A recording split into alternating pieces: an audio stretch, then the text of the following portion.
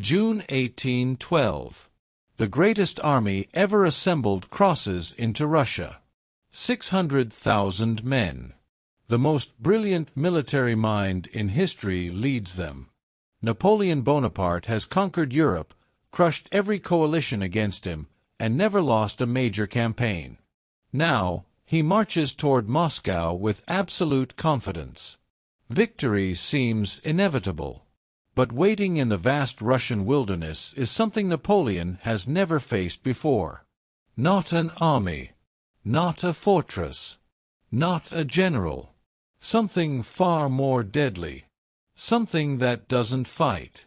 Something that simply waits. In 6 months, this invisible enemy will destroy the Grand Army so completely that barely 1 in 20 soldiers will survive to tell the tale. This is the story of how the greatest military disaster in history was engineered not by superior tactics, but by the most brutal weapon ever deployed, Russia itself. If you want to discover the untold stories that shaped our world, hit subscribe and comment which historical mystery I should cover next. What happens in this story will shock you. The secret weapon that destroyed Napoleon's Grand Army, Russia, 1812. Introduction, 30 seconds. June 1812. The greatest army ever assembled crosses into Russia. 600,000 men. The most brilliant military mind in history leads them. Napoleon Bonaparte has conquered Europe, crushed every coalition against him, and never lost a major campaign. Now, he marches toward Moscow with absolute confidence. Victory seems inevitable. But waiting in the vast Russian wilderness is something Napoleon has never faced before. Not an army. Not a fortress. Not a general. Something far more deadly. Something that doesn't fight. Something that simply waits. In 6 months, this invisible enemy will destroy the Grand Army so completely that barely 1 in 20 soldiers will survive to tell the tale. This is the story of how the greatest military disaster in history was engineered not by superior tactics, but by the most brutal weapon ever deployed, Russia itself. If you want to discover the untold stories that shaped our world, hit subscribe and comment which historical mystery I should cover next. What happens in this story will shock you. Napoleon Bonaparte stood at the Niemen River on June 24, 1812, and watched his Grand Army cross into Russia. It was the most magnificent military force the world had ever seen. 600,000 soldiers from across the French Empire and its allies, French, Polish, German, Italian, Austrian, Swiss, representing the peak of Napoleonic warfare. They marched in perfect formation, drums thundering, eagles gleaming in the summer sun, absolutely convinced of inevitable victory. Napoleon was 42 years old and at the absolute height of his power. He controlled virtually all of continental Europe. He had defeated Austria 5 times, Prussia twice, and crushed countless coalitions assembled against him. His military genius was unquestioned. His Grande Armée was considered invincible. Kings trembled at his name. When Napoleon decided to invade Russia, few doubted he would add Tsar Alexander I to his long list of defeated enemies. The invasion had been planned meticulously. Napoleon had assembled the largest logistics train in military history. Massive wagon convoys carrying supplies, ammunition, food, and equipment. He had calculated distances, studied maps, analyzed Russian military capabilities. He expected the Russian army to meet him in battle somewhere near the border, just as every other European army had done. A decisive battle, a crushing French victory, a march to Moscow or St. Petersburg, and then a negotiated peace with Alexander forced to accept French dominance. It was the same formula that had worked everywhere else. There was no reason it shouldn't work in Russia. Napoleon had even studied Charles XII of Sweden's disastrous invasion of Russia in 1709, convinced he wouldn't make the same mistakes. He was smarter, better prepared, commanded a larger and more professional army. History would not repeat itself. But as the Grand Army crossed the Niemen and marched into Russian territory, something strange happened. Nothing. No Russian army appeared to give battle. No fortresses blocked their advance. The few Russian units they encountered simply retreated deeper into the country. It was frustrating, but Napoleon assumed the Russians were gathering their forces for a major confrontation further inland. What Napoleon didn't understand yet was that he had walked into a trap designed by the Russian commander-in-chief, General Mikhail Kutuzov, and refined by Tsar Alexander's advisors. The Russians had learned from history. They knew they couldn't defeat Napoleon in conventional battle. He was simply too brilliant, his army too experienced. So they wouldn't fight him conventionally. They would use Russia itself as a weapon. The strategy was simple and brutal: retreat, destroy, and wait.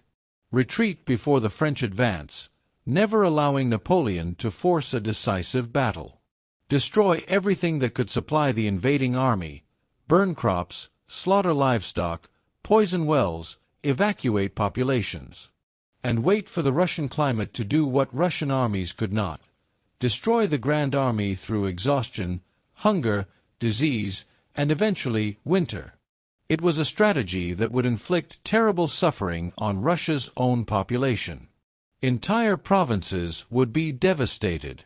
Cities would burn. Millions would lose their homes. But Russian commanders calculated that this temporary destruction was preferable to French occupation. The land would recover. French domination would be permanent. As June turned to July and the Grand Army marched deeper into Russia, Napoleon began to notice problems. His supply wagons, traveling over primitive Russian roads, couldn't keep pace with the advancing army. The few Russian towns they captured had been stripped of supplies. Foraging parties found burned fields and abandoned villages. Soldiers were going hungry despite the massive logistics preparation. Horses were dying from exhaustion and lack of feed, thousands every week. And strangest of all, the Russian army kept retreating. Napoleon's cavalry scouts reported Russian forces always just out of reach, falling back whenever the French approached. It was maddening. Napoleon wanted his decisive battle, the moment where his tactical genius would crush Russian resistance. But the Russians refused to cooperate. By late July, the Grand Army had advanced 300 miles into Russia and still hadn't fought a major engagement. Desertion rates were climbing. Disease was spreading through the camps. Supply lines were stretched impossibly thin. And Moscow was still 400 miles away. Napoleon faced a choice: press forward toward Moscow and force the confrontation, or retreat while his army was still intact. Pride, ambition, and his unbroken record of victories made the decision for him. He would continue. He would reach Moscow. He would force Russia to surrender. What could possibly go wrong? The Russian strategy of retreat and destruction was working even better than its architects had hoped. As Napoleon's Grand Army pushed deeper into the country through July and August, it was bleeding strength with every mile. Not from battle, from the simple logistics of moving 600,000 men through a hostile landscape that offered nothing to sustain them. The numbers were staggering. By early August, barely 6 weeks into the campaign, Napoleon had already lost over 150,000 men without fighting a single major battle. They died from dysentery, typhus, and exhaustion. They deserted in groups, slipping away at night to try to make it back to Poland. They fell behind when they could no longer march, left to die by the roadside. Horses died even faster, thousands every day, crippling the cavalry and artillery that Napoleon needed for mobile warfare. The Russian roads were primitive tracks that turned to mud when it rained. The massive French supply wagons sank axle-deep and had to be abandoned. Food that had been carefully stockpiled in depots near the border couldn't reach the advancing army. Soldiers who had started the campaign well-fed and confident were now gaunt, sick, and demoralized. And they still hadn't fought the decisive battle that would end this nightmare. General Mikhail Kutuzov, commanding the Russian forces, was executing his strategy with cold precision. He was 77 years old, missing an eye from previous wars, and possessed a calculating patience that Napoleon completely lacked. Kutuzov understood that every day the French marched deeper into Russia, they became weaker. Every mile they advanced stretched their supply lines impossibly thinner. Every week that passed brought them closer to the Russian winter. So he retreated. And he burned. Russian peasants, following orders from their government, set fire to their own crops rather than let the French take them. They drove their livestock east, leaving nothing for French foragers. They poisoned wells. They destroyed bridges. The scorched earth policy was devastating to Russia's own people, but it was absolutely fatal to Napoleon's army. Tsar Alexander I, from St. Petersburg, supported Kutuzov's strategy despite enormous political pressure to fight. Russian nobles demanded a battle to defend the motherland's honor. They called Kutuzov a coward for refusing to engage Napoleon directly. But Alexander understood that conventional battle meant conventional defeat. Russia's only hope was to make the invasion so costly that even victory would destroy Napoleon. In August, Napoleon finally got his battle. At Smolensk, a city of golden church domes on the Dnieper River, Russian forces made a stand. For 2 days, French artillery pounded the city while Russian defenders fought desperately. Napoleon threw his troops into assault after assault, taking horrific casualties. When the Russians finally retreated, Smolensk was in ruins, burning from end to end.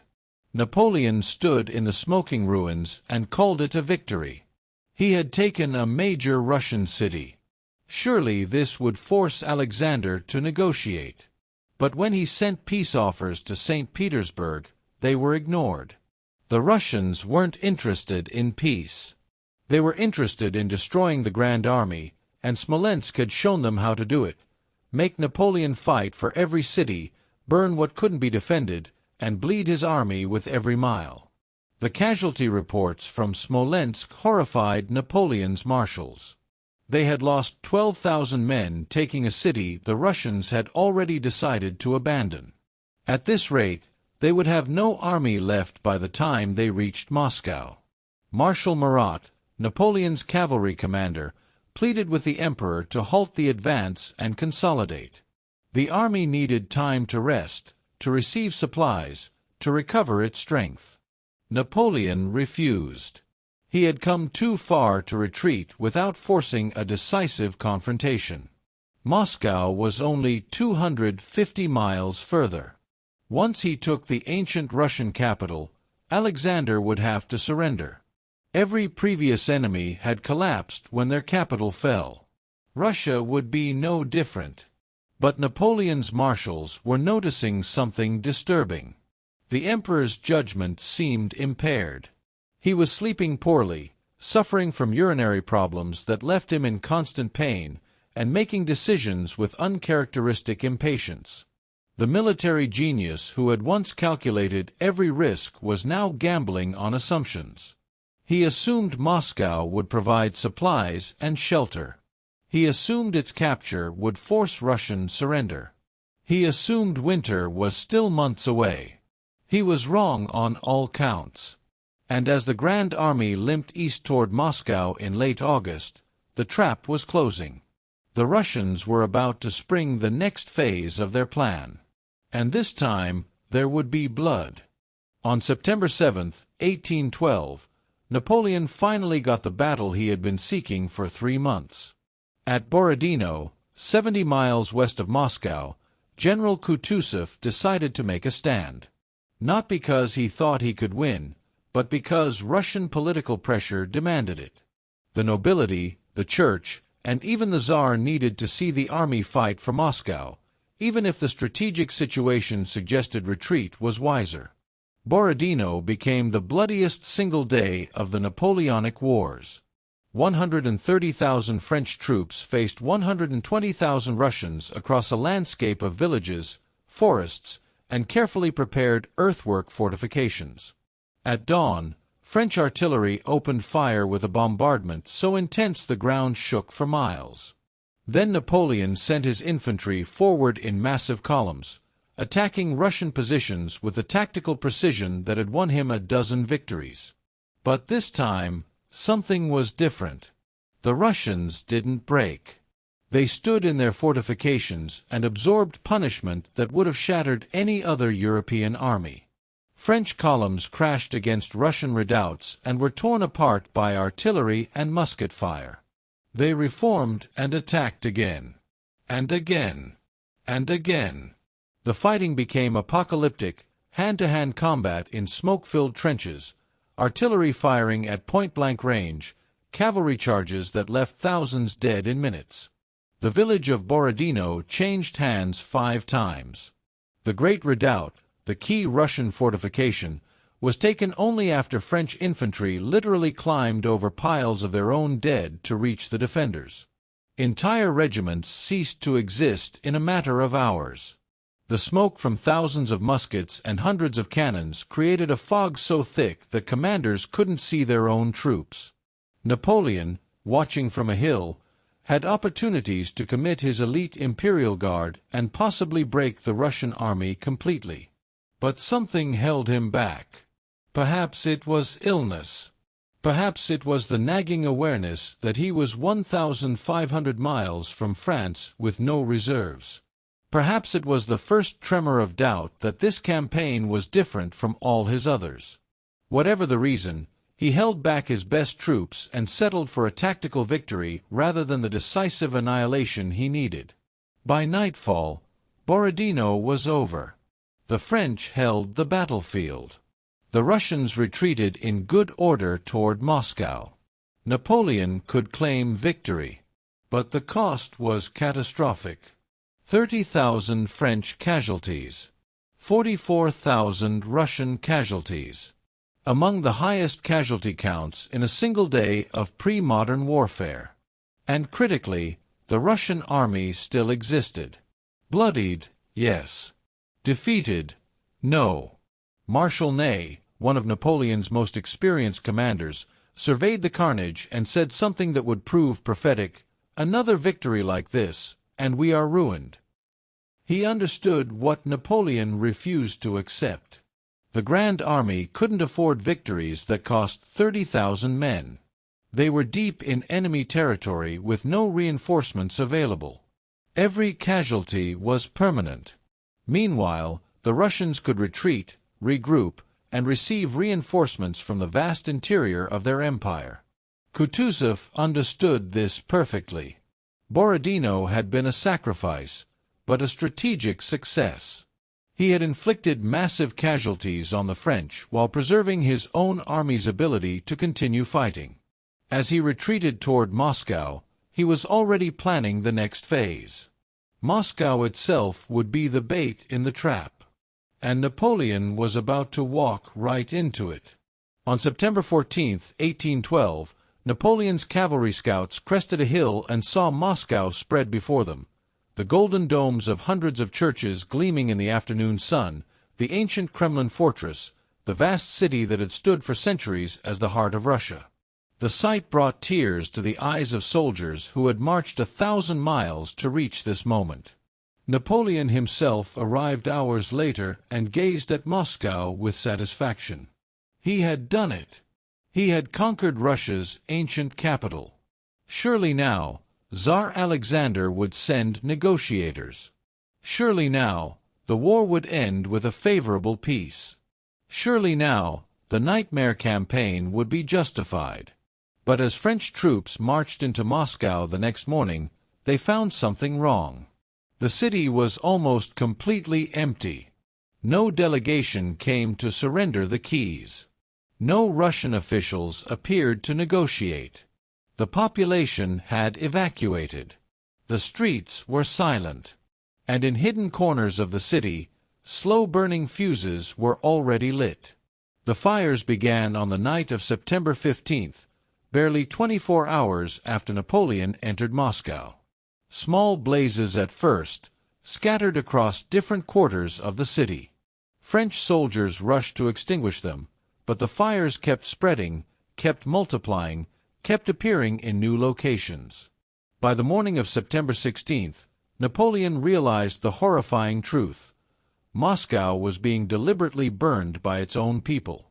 Governor Fyodor Rostopchin had ordered the systematic destruction of Russia's second-largest city rather than let it supply Napoleon's army. Fire brigades had been evacuated. Firefighting equipment had been removed or destroyed. Russian patriots, following orders or acting on their own conviction, were setting fires throughout Moscow. The wind picked up the flames and carried them across the wooden buildings that dominated the city. What started as isolated fires merged into a firestorm. Napoleon watched from the Kremlin as the city burned around him. The heat was so intense that the Kremlin's windows cracked. Burning debris fell on the ancient fortress. For several hours, it seemed the Kremlin itself might be consumed.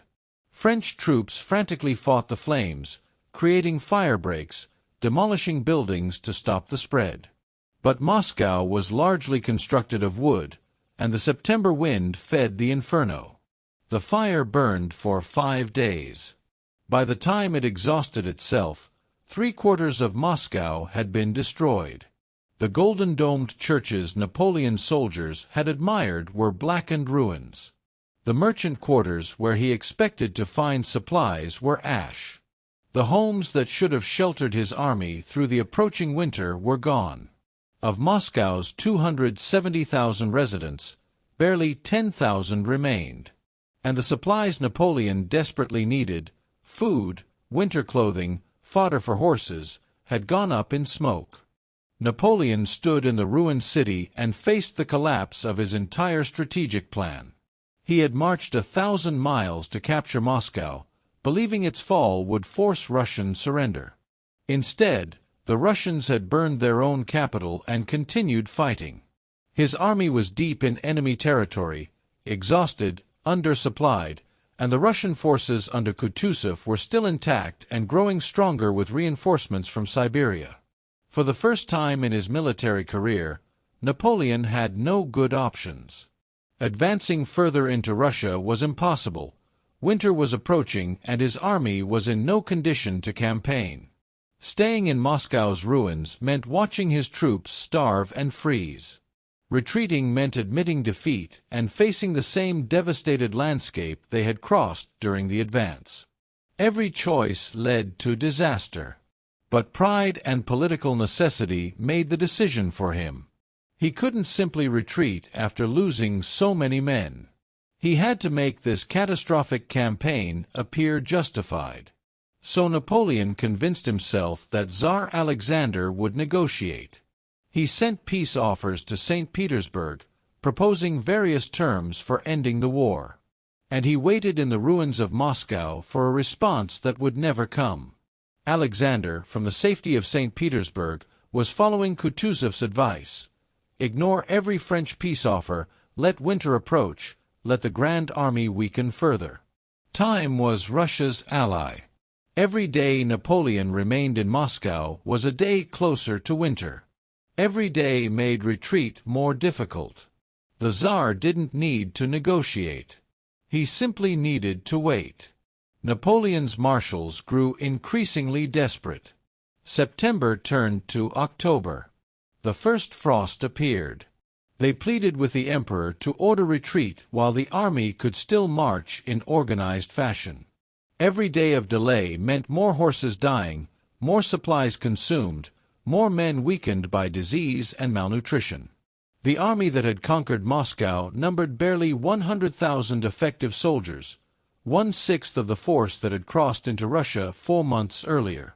Still Napoleon waited. He convinced himself that Alexander couldn't possibly ignore him forever. He had captured Moscow. He was Napoleon Bonaparte, the greatest military commander in the world. Russia had to negotiate. The alternative, That he had led the Grand Army to destruction for nothing was unthinkable. On October 18, 1812, with snowflakes already falling and no response from St. Petersburg, Napoleon finally gave the order his marshals had been dreading. The Grand Army would retreat. They would march back across the devastated landscape to Poland, somehow surviving the journey with minimal supplies and approaching winter. It was already too late. The trap had closed, and the real nightmare was about to begin. The invisible weapon was about to reveal its full, terrible power. The retreat began on October 19, 1812, and immediately descended into chaos. Napoleon had delayed so long in Moscow that winter had already begun. Snow fell intermittently. Temperatures dropped below freezing at night. And the Grand Army, reduced to barely 100,000 combat-effective soldiers plus thousands of camp followers, stragglers, and wounded, began the long march back toward Poland. The first challenge was the route. The direct road west, the same path they had used during the advance, was completely devastated. Crops burned, villages destroyed, wells poisoned, nothing remained to sustain an army. Napoleon's officers suggested taking a southern route through untouched provinces where supplies might be found. But this meant a longer march through territory where Russian forces could attack. Napoleon chose the southern route, hoping to find food and avoid the worst of the devastation. It was a reasonable decision that led to immediate disaster. Kutuzov's Russian army, rested and reinforced to nearly 100,000 men, was positioned to intercept. And now, instead of retreating before French advances, the Russians began to hunt. The Battle of Maloyaroslavets on October 24 was brief and brutal. Russian forces blocked the southern route, fighting desperately to prevent French access to the untouched provinces. Napoleon's troops attacked with the courage of desperation, taking and losing the town 8 times in a single day. Finally, the Russians retreated, seemingly opening the road south. But Napoleon's scouts reported more Russian forces gathering ahead. Kutuzov was preparing a major battle on ground of his choosing. And Napoleon, looking at his exhausted army, made a decision that doomed tens of thousands. He ordered a retreat back to the northern route, the devastated road they had used during the advance. Better to march through a wasteland than risk a major battle his weakened army might lose. It was a death sentence. The northern route offered nothing: no food, no shelter, no supplies. Every town was burned. Every storehouse was empty.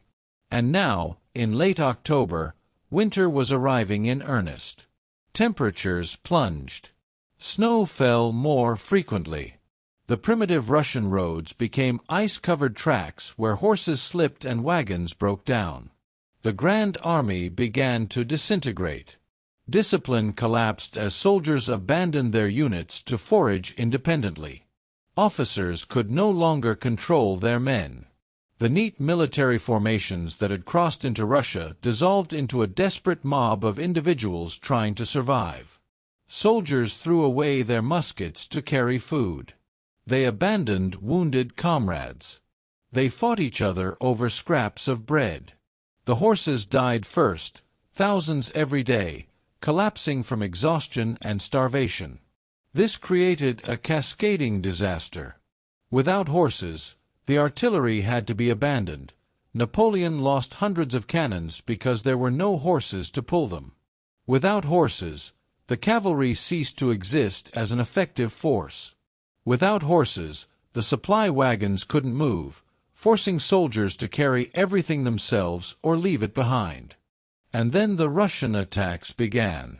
Cossack cavalry, perfectly adapted to winter warfare, harassed the French column constantly. They attacked stragglers, cut off foraging parties, and picked off anyone who fell behind. The Cossacks didn't fight pitched battles. They simply appeared, killed, and vanished into the Russian wilderness. French soldiers began to fear the Cossacks more than the cold. But the cold was the real killer. November brought the first serious freeze. Temperatures dropped to -15°C, then -20°C. Soldiers who had left France in summer uniforms had no winter clothing. Their boots fell apart. Their hands froze. Frostbite consumed fingers, toes, ears, noses. Men sat down to rest and froze to death within hours. They fell asleep and never woke up. The French medical services collapsed entirely. Wounded soldiers who might have survived in normal conditions died from exposure. Typhus and dysentery, already ravaging the army, became fatal when combined with freezing temperatures. Doctors had no supplies, no hospitals, no way to help. They could only watch men die. By early November, barely 2 weeks into the retreat, Napoleon's army had been reduced from 100,000 to approximately 50,000 effective soldiers. Another 50,000 were dead, captured, or scattered as deserters. And they were still 400 miles from the Russian border. The worst was yet to come. And its name was Berezina. General Winter, that's what the Russians called their invisible ally. Not a metaphor, but a tangible military force that killed more efficiently than any army. As November progressed and the Grand Army stumbled west through the frozen Russian landscape, temperatures continued to fall. -20°C became -30°, then -40°. Cold so intense that metal froze to skin, that breath crystallized instantly, that the dead became frozen statues along the roadside. Napoleon's soldiers had never experienced anything like it. Most were from France, Italy, or Germany, temperate climates where winters were inconvenient but survivable. This Russian cold was something else entirely. It penetrated every layer of clothing. It turned leather boots into frozen blocks. It made weapons unusable. Muskets wouldn't fire because the powder was too cold. Swords became brittle and snapped. Men urinated blood because their kidneys were failing from hypothermia. The psychological impact was as devastating as the physical. Soldiers watched their comrades freeze to death and knew they would likely share the same fate. Hope disappeared. Military discipline, already fragmented, collapsed completely. Units ceased to exist as organized formations. The Grand Army became a desperate mob of individuals focused solely on personal survival. Cannibalism appeared. Horses, already being slaughtered and eaten raw because there was no wood for fires, were consumed entirely. Meat, hide, even bones boiled into a gelatinous soup. When horses ran out, soldiers turned to darker sources. Rumors spread through the column of men killing their comrades for food. Most were probably false, born from fear and desperation, but the fact that such rumors were believed showed how far the army had descended into savagery. Marshal Ney, commanding the rear guard, was fighting a battle more desperate than any he had faced in 2 decades of warfare. His troops had to protect the main column from constant Russian harassment while also dealing with the same cold, hunger, and exhaustion that plagued everyone else. Ney lost thousands of men not to Russian attacks but simply to the cold. They fell behind, froze, and died. The Cossack attacks intensified. The Russian cavalry, equipped with warm clothing and familiar with winter warfare, circled the French column like wolves around dying prey. They didn't attack the main body, they simply picked off stragglers, captured supply wagons, and waited for the cold to do the rest. Russian peasants, enraged by the French invasion, attacked isolated French soldiers with farming tools, showing no mercy to the invaders who had devastated their land.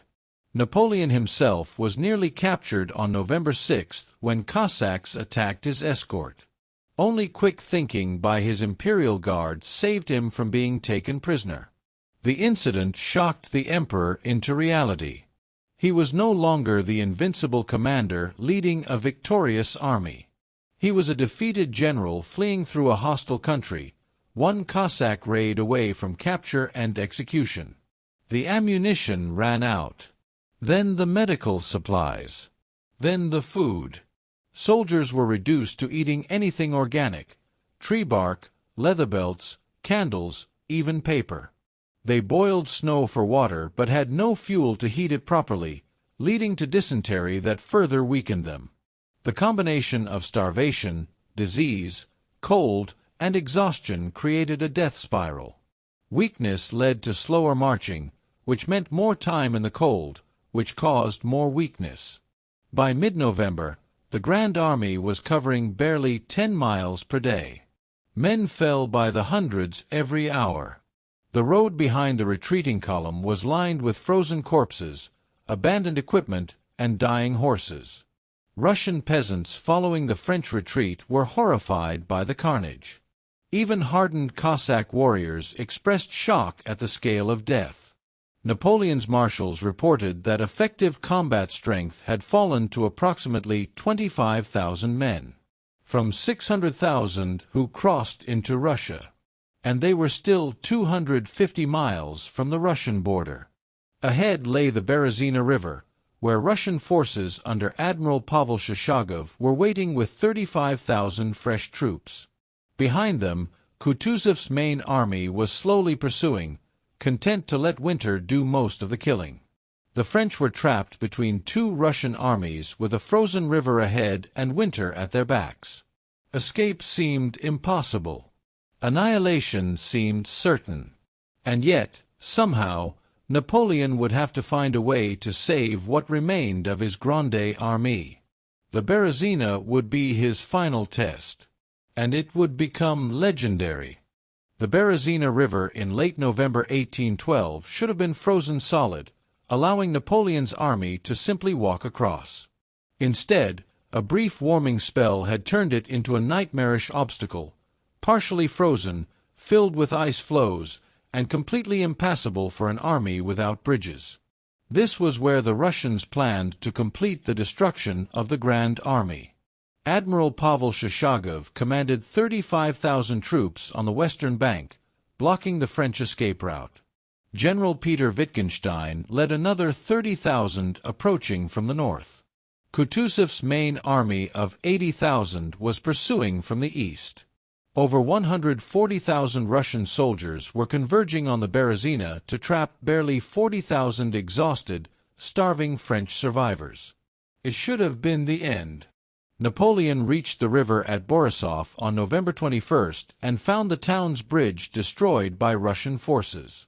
His engineers reported the river was 100 feet wide, 12 feet deep, and filled with moving ice. Crossing without a bridge would be suicidal. And the Russians were closing in from 3 directions. His marshals prepared for a last stand, expecting to die defending their emperor. But Napoleon hadn't conquered Europe by accepting defeat. He ordered a brilliant deception. While his main force gathered at Borisov, he sent a detachment north to create noise and activity, convincing the Russians this was where he planned to cross. Then he quietly moved his army 8 miles north to Studyanka, where the river was slightly shallower and the western bank was defended by only a small Russian force. On November 25th, French engineers under General Jean-Baptiste Ebel began the most desperate construction project of the war. Wading into the freezing river, they hammered supports into the riverbed and laid planks across them to create 2 makeshift bridges. The water temperature was below zero. Men who fell in died within minutes. The engineers worked in shifts, lasting only 15 minutes before hypothermia forced them out. Many died from exposure even after leaving the water. By the afternoon of November 26th, the bridges were complete, barely. They were fragile, swaying structures that could collapse at any moment. But they were functional. Napoleon's elite units crossed first, securing the western bank and driving off the small Russian force. Then came the artillery, the cavalry, the main infantry units. The crossing was proceeding successfully. But then disaster struck. The non-combatants, thousands of camp followers, women, children, wounded soldiers, and stragglers, panicked when Russian artillery began shelling the eastern bank. They stampeded toward the bridges in a terrified mob. The bridges, not designed for such concentrated weight, began to break apart. People fell through gaps into the freezing river. Others were trampled. The bridges collapsed and had to be rebuilt while Russian forces closed in. General Ebel's engineers worked through the night of November 26, waist-deep in freezing water, rebuilding the bridges under artillery fire. It was an act of incredible courage and engineering skill. The bridges held long enough for most of Napoleon's combat units to cross. But thousands of stragglers remained on the eastern bank when Kutuzov's army finally arrived on November 28. The slaughter was terrible. Russian artillery poured fire into the desperate crowds trying to reach the bridges. The bridges collapsed repeatedly from overloading. People drowned in the icy river or were crushed in the stampede. Russian cavalry attacked the remaining French rear guard.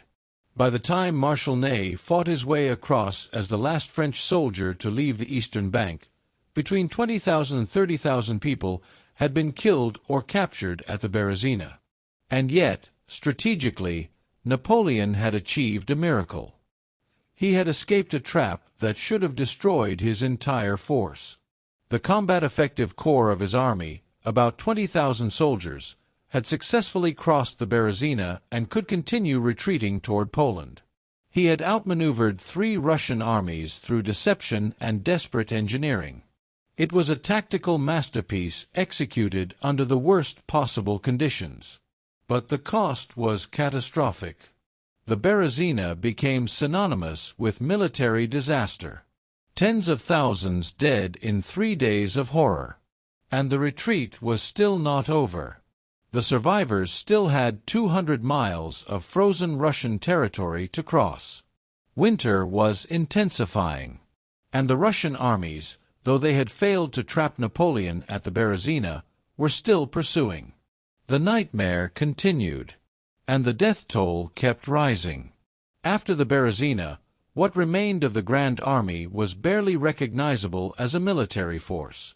Perhaps 20,000 soldiers still carried weapons and could fight. Another 20,000 were wounded, sick, or simply too exhausted to be effective. They stumbled west through the first week of December as temperatures dropped to the lowest levels yet recorded, -40°C and falling. This was cold beyond human experience for most of Napoleon's soldiers. Exposed skin froze in seconds. Breathing hurt. Men's beards became solid ice. Those who fell asleep died within minutes. The dead froze so quickly they remained standing, creating grotesque ice statues along the road.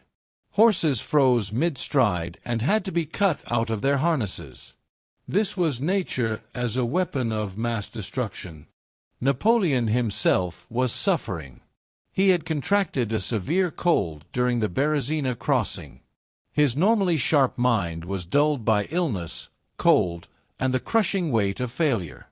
He barely spoke during the December retreat, riding in silence through the frozen landscape littered with his dying army. The emperor who had commanded with absolute confidence 4 months earlier was now a broken man watching his dreams freeze to death. On December 5, 1812, near the town of Smorgon, Napoleon made a decision that would be controversial for centuries. He announced he was leaving the army and returning to Paris immediately. He appointed Marshal Murat to command the retreat and departed with a small escort, traveling by sleigh toward Poland and then France. His reasoning was sound from a political perspective. News of the disaster was reaching Europe. Napoleon's enemies, Austria, Prussia, Britain, would be preparing new coalitions against France. He needed to reach Paris, secure his political power, and begin raising a new army. He couldn't do that while freezing in Russia. Militarily and politically, leaving made sense. But to his soldiers, it felt like abandonment. The emperor who had led them into Russia was leaving them to die in the snow while he escaped to safety. Morale, already shattered, descended into absolute despair. Officers lost all authority. Soldiers abandoned their units entirely. The retreat became every man for himself. The Russian border was crossed on December 14, 1812.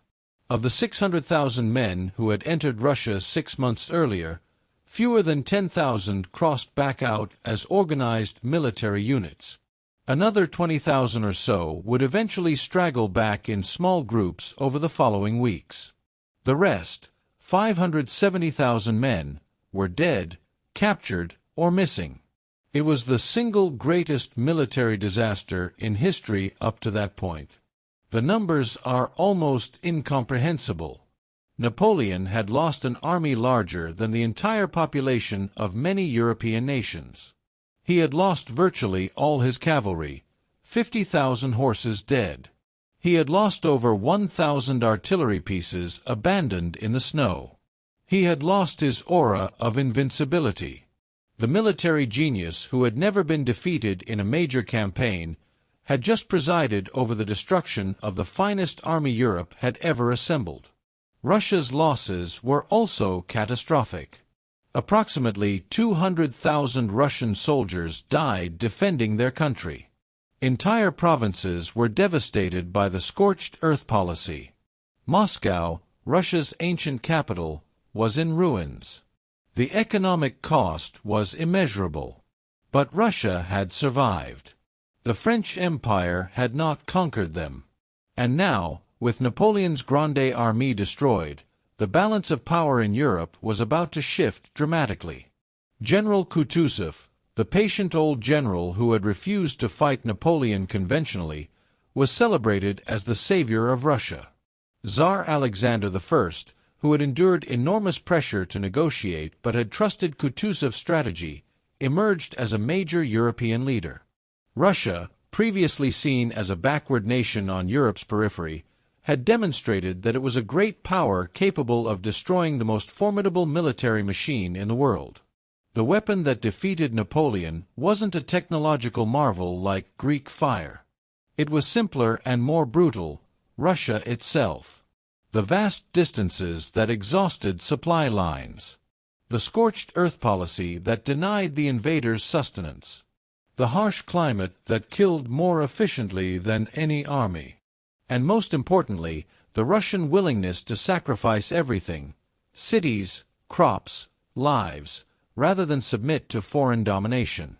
As the last frozen survivors of the Grand Army straggled into Poland in late December, European capitals were already preparing for the next phase of the Napoleonic Wars. Prussia, which had been forced to ally with France, secretly began mobilizing against Napoleon. Austria started negotiating with Russia. Britain intensified its efforts to build a new coalition. The disaster in Russia had shown that Napoleon could be defeated. And now, everyone wanted to join the winning side. The retreat from Moscow would echo through military history for centuries. It would be studied in war colleges as the ultimate example of logistics failure and strategic overreach. It would inspire Tolstoy's War and Peace, one of the greatest novels ever written. It would become a cautionary tale about hubris, about underestimating enemies, about the dangers of fighting a war without a clear path to victory. But most importantly, it marked the beginning of the end for Napoleon Bonaparte and the French Empire. Napoleon reached Paris on December 18, 1812, and immediately began the most desperate gamble of his political career. He had to somehow spin the catastrophic loss of 570,000 men into something other than complete disaster. He had to maintain his grip on power while Europe sensed weakness. And he had to raise a new army before his enemies could invade France. The official French government bulletin describing the Russian campaign was a masterpiece of propaganda and deception. It acknowledged difficulties but blamed everything on the early and severe winter, a lie, since the retreat had begun in relatively mild October weather. It minimized casualties and emphasized that the emperor had returned in good health. It claimed strategic objectives had been achieved. The bulletin became infamous for its final line, "His Majesty's health has never been better." The French public wasn't fooled. Letters from survivors told the truth. Rumors of the disaster spread despite censorship. But Napoleon's police state was efficient enough to suppress open dissent. And more importantly, Napoleon's political opponents in France were too fragmented and fearful to challenge him. He retained power through a combination of propaganda, fear, and the simple fact that there was no viable alternative. Raising a new army proved surprisingly easy. France still had enormous population reserves. Napoleon called up the 1813 conscription class early. He recalled veterans from garrison duties across the empire. He pressed Allied states for more troops. By April 1813, he had assembled a new army of 200,000 men. It wasn't the quality of the Grande Armée that entered Russia. Too many raw recruits, too few cavalry, inadequate artillery, but it was still formidable. The problem was that France now faced a united coalition. Russia, Prussia, Sweden, and eventually Austria formed the Sixth Coalition against Napoleon.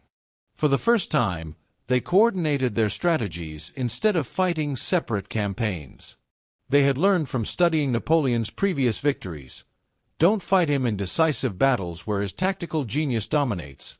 Instead, attack his marshals, stretch his forces thin, and wait for him to make mistakes. The 1813 campaign in Germany was Napoleon's last chance to salvage his empire. He won several tactical victories, Lutzen, Bautzen, but couldn't deliver the knockout blow that would force the coalition to negotiate. His new army lacked the cavalry needed for pursuit. His marshals were exhausted and demoralized from Russia. And the coalition armies simply retreated when Napoleon advanced, refusing to give him the decisive battle where his genius could win the war. The Battle of Leipzig in October 1813 finally ended Napoleon's hopes. Called the Battle of Nations, it was the largest battle in European history before World War I. Napoleon's 190,000 troops faced 380,000 coalition soldiers. For 3 days, the French fought desperately, but the numerical advantage was overwhelming. On October 19th, Napoleon ordered a retreat. The Battle of Leipzig cost him 38,000 casualties and destroyed any remaining hope of holding Germany. More importantly, it broke his alliance system. The German states abandoned France. Switzerland declared neutrality. Italy began to waver. The empire Napoleon had built over 15 years was collapsing, and the coalition armies were now marching toward France itself. By December 1813, foreign armies were crossing into French territory for the first time since the Revolution.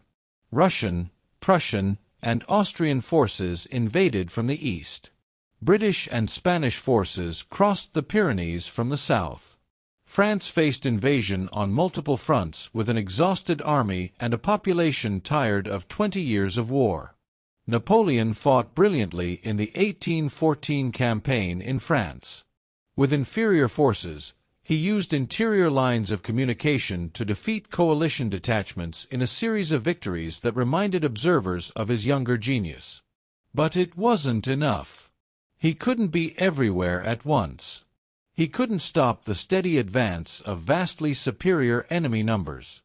And his marshals, who had followed him for decades, were beginning to lose faith. On March 31, 1814, Paris fell to coalition forces. Napoleon's marshals refused to continue fighting. On April 6, facing military reality and political pressure, Napoleon abdicated as Emperor of France. He was exiled to the island of Elba in the Mediterranean. The Bourbon monarchy was restored under Louis XVIII. The Napoleonic Empire was over. The invasion of Russia had been the turning point.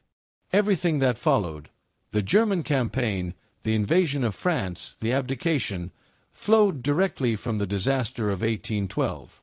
Napoleon had entered Russia with the greatest army ever assembled and had lost it to an invisible enemy he never understood, Russia itself. The question that haunted military historians for 2 centuries was simple. Could Napoleon have won in Russia?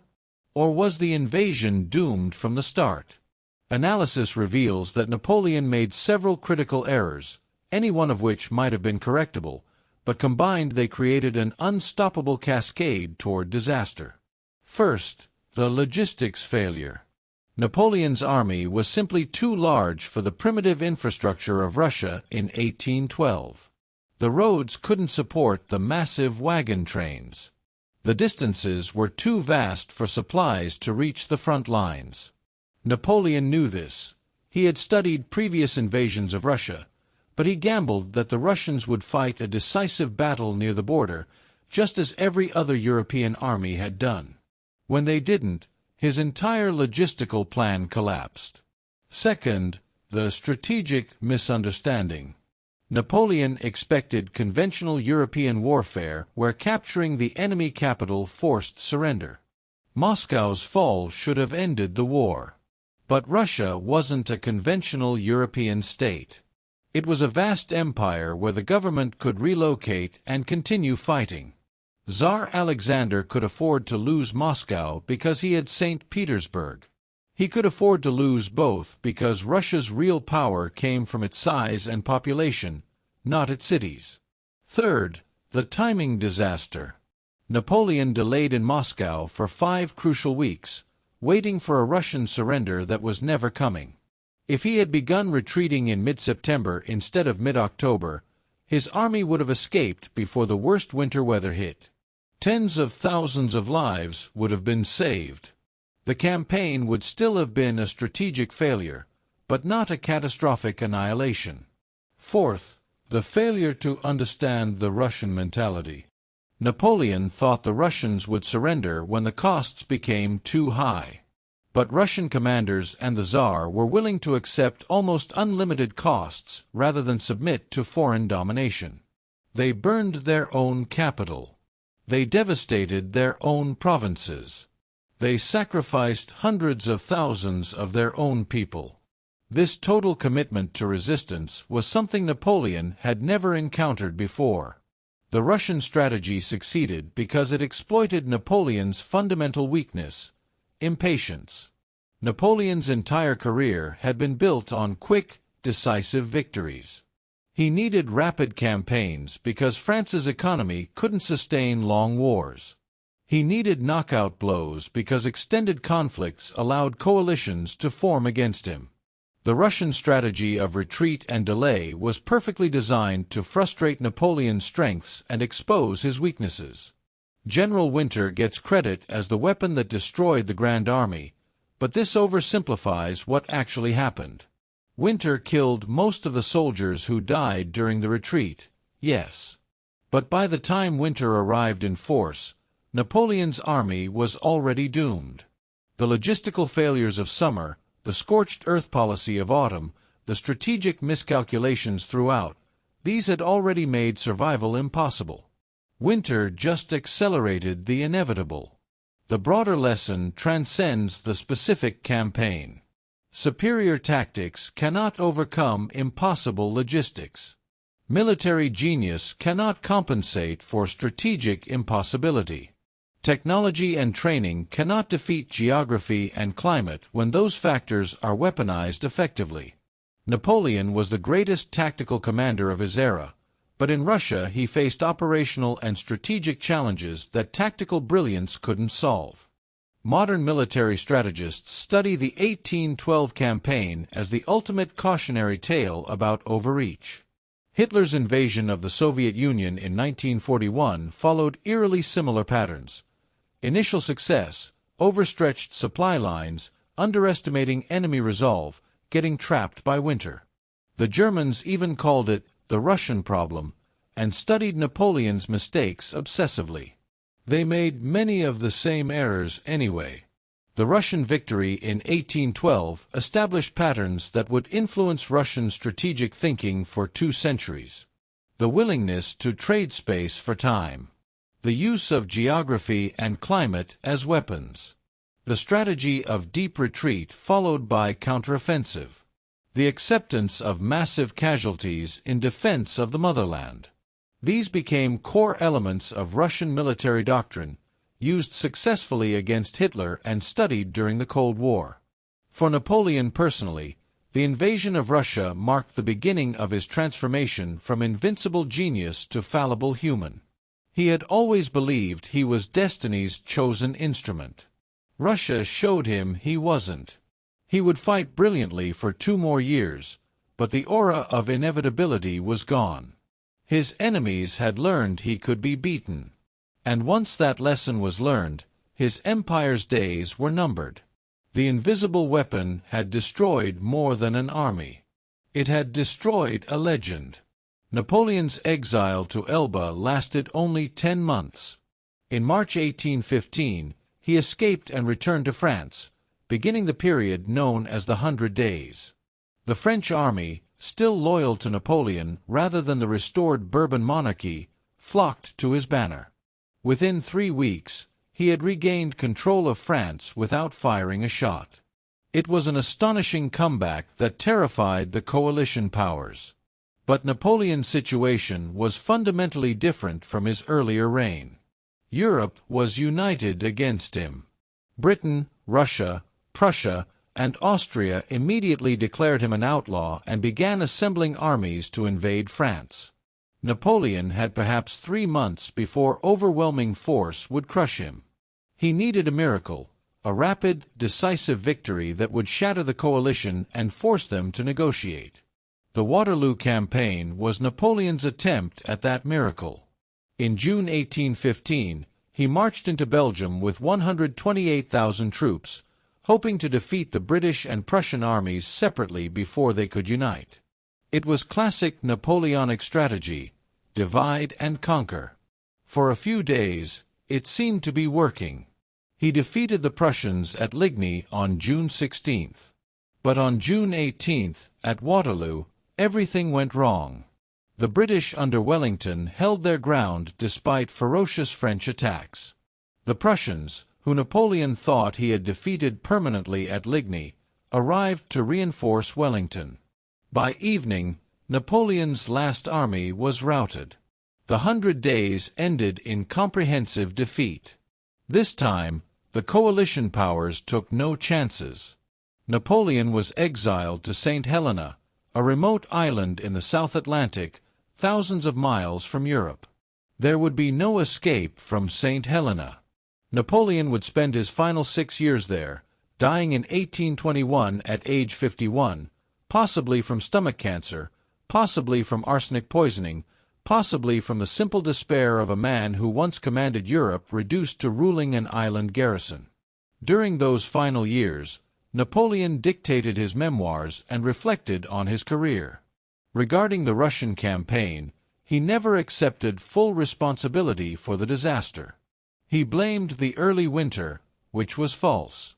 He blamed his marshals for not executing his orders properly, which was unfair. He blamed Russian barbarism for burning Moscow, which missed the strategic brilliance of that decision. Napoleon died still believing he had been defeated by circumstances rather than by his own strategic failures. But history's judgment was clearer. The invasion of Russia was the hinge point of Napoleon's career. Before Russia, he seemed invincible. After Russia, he was always on the defensive, always reacting to coalition strategies rather than imposing his will on Europe. The disaster revealed that Napoleon, for all his genius, had limitations. He couldn't overcome impossible logistics. He couldn't accept strategic stalemate. He couldn't adapt when enemies refused to fight on his terms. The Grand Army that perished in Russia represented something beyond military power. It was the embodiment of revolutionary France's belief that it could reshape Europe through force of will. It was the vehicle of Enlightenment ideas spreading through conquest. It was Napoleon's instrument for creating a unified European empire under French leadership. When that army froze to death in the Russian winter, those dreams died with it. The officers and soldiers who survived the Russian campaign never fully recovered. Many suffered permanent injuries from frostbite, missing fingers, toes, ears. Others carried psychological scars that today we would recognize as PTSD. Some couldn't speak about their experiences for years. The horror of watching comrades freeze to death, of the desperate struggle for survival, of the complete breakdown of civilization during the retreat, these memories haunted survivors for life. France itself was traumatized by the losses. Entire villages lost all their young men. Families waited for news that never came. The government's casualty lists were so enormous that many people simply didn't believe them. The scale of death was unprecedented in European warfare. France's population wouldn't fully recover for decades. Russia emerged as a great power, but at terrible cost. Provinces devastated by scorched earth took years to rebuild. Moscow's reconstruction continued for decades. The human losses, over 200,000 military deaths plus uncounted civilian casualties, created demographic holes in Russian society. The victory was real, but the price was staggering. Yet for all the horror, the campaign had decided something fundamental. Europe would not be united under French domination. The age of Napoleon was ending. A new balance of power was emerging. The legacy of the 1812 campaign extends far beyond the Napoleonic era. It fundamentally changed how military strategists think about logistics, climate, and the relationship between tactical brilliance and strategic reality. The campaign became the ultimate case study in how not to conduct a military invasion, studied obsessively by generals for 2 centuries. The most obvious lesson was about logistics. An army cannot march on empty stomachs, no matter how brilliant its commander. Napoleon's logistical planning, sophisticated by 1812 standards, proved inadequate for the vast distances and primitive infrastructure of Russia. Modern military doctrine places enormous emphasis on supply lines, largely because of the lessons learned from Napoleon's failure. The phrase, "amateurs study tactics, professionals study logistics," could have been written with the Russian campaign in mind. The second lesson concerned climate and geography as weapons.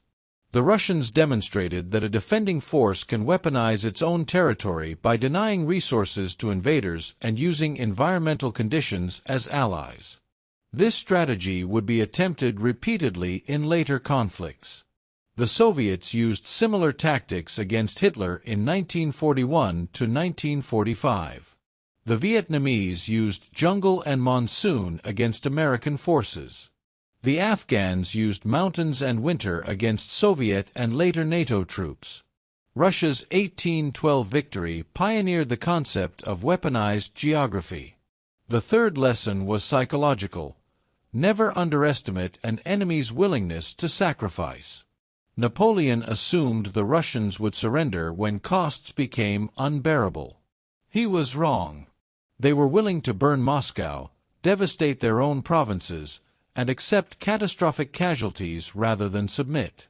This Russian willingness to endure unthinkable losses would reappear in World War I, World War II, and conflicts throughout the 20th century. It became a core element of Russian national identity. The campaign also revealed the danger of believing one's own propaganda. Napoleon had been so successful for so long that he began to believe he was genuinely invincible, that destiny favored him, that conventional rules didn't apply. This hubris blinded him to warning signs that should have triggered a strategic reassessment. The lesson applies beyond military leadership. Any leader, in any field, who starts believing their own mythology becomes vulnerable to catastrophic failure. For Russia, the 1812 victory became a foundational myth of national identity. The patriotic war was celebrated in literature, art, and music. Tchaikovsky's 1812 overture, with its cannon fire and church bells, commemorated the victory. Tolstoy's War and Peace, transformed the campaign into the greatest novel of the 19th century. Soviet propaganda during World War II deliberately invoked 1812 to inspire resistance against another invader. Even today, the victory over Napoleon remains a source of Russian national pride. The campaign's influence on military theory was profound. Clausewitz, the Prussian military theorist who participated in the 1812 campaign, developed many of his ideas about the nature of war from observing Napoleon's disaster. His concept of friction, the countless small factors that prevent military plans from working perfectly, was directly influenced by watching the Grand Army disintegrate from accumulated small failures. His emphasis on the importance of moral forces in warfare came partly from witnessing Russian determination. Perhaps the most enduring lesson is about the limits of military power. Napoleon commanded the finest army ever assembled, led by the greatest tactical mind of the era, supported by vast resources. And he lost. Completely and catastrophically. Military strength, no matter how overwhelming, cannot guarantee victory if the strategic foundation is flawed. Superior force cannot compensate for fighting the wrong war in the wrong place at the wrong time. The frozen corpses along the road from Moscow to Poland represented more than military casualties. They represented the death of Enlightenment optimism about human rationality conquering all obstacles. They represented the limits of revolutionary France's mission to remake Europe. They represented the end of the belief that one man's genius could reshape the world through force of will. In the end, the secret weapon that destroyed Napoleon's Grand Army wasn't secret at all. It was visible to anyone who studied maps and understood Russia's vastness. It was predictable to anyone who considered the logistical challenges of supplying 600,000 men across 1,000 miles of hostile territory. It was obvious to anyone who recognized that climate and geography don't negotiate or surrender. The weapon was Russia itself, its distances, its winter, its willingness to destroy everything rather than submit. Napoleon saw these factors and invaded anyway, convinced his genius would overcome them. He was wrong. And 570,000 men paid the price for that miscalculation. The invisible weapon won. And history changed forever.